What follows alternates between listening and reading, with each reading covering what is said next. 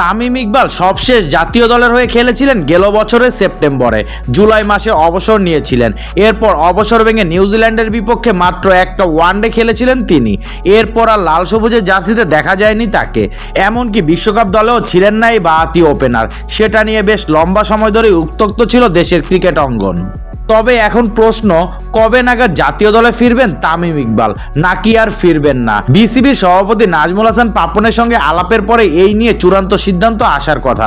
তবে সেই বৈঠকের আগে তামিম ইস্যুতে কথা বললেন বোর্ড সভাপতি, জানালেন তামিমের ফেরা নিয়ে সবশেষ তথ্য। গতকাল গণমাধ্যমের মুখোমুখি হয়ে পাপন জানালেন আগামী বছর ফিরতে পারে তামিম। পাপন বলছে, লাস্ট ওর সাথে যোগাযোগ হয়েছে তখন কথা ছিল জালাল ভাই এবং সিরাজ ভাই ওনাদের সঙ্গে বসবে, তারপর আমার সাথে বসবে, ওনাদের সাথে বসেছে, এখন আমার সাথে বসবে। আমি যেটা শুনেছি, ওর কাছ থেকে শোনার আগে কমেন্ট করা উচিত না।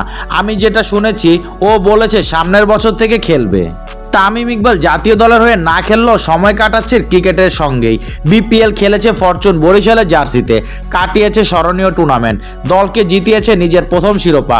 বর্তমানে খেলছেন ঢাকা প্রিমিয়ার লিগ ডিপিএলে, সেখানেও প্রাইম ব্যাংকের হয়ে সময় নেহাত মন্দ কাটছে না, নিয়মিত দেখা পাচ্ছেন রানের। গত মার্চে বিসিবির সঙ্গে বৈঠক করেছিলেন তামিম, যদিও সেই বৈঠকের ফলাফল জানা যায়নি। 10 মার্চ সেই বৈঠকের পর cricket operation chairman Jalal Yunus বলেছে আলাপ আলোচনা হয়েছে, এখন বিষয়গুলো আমরা সভাপতি সাহেবের কাছে জানাবো। আলাপ করার পরে তারপর আমরা একটা মন্তব্য দেব। আমরা তামিমের প্ল্যান নিয়ে শুনেছি, এবার সভাপতিকে জানিয়ে আলাপ শেষে আমরা বিস্তারিত জানাতে পারবো।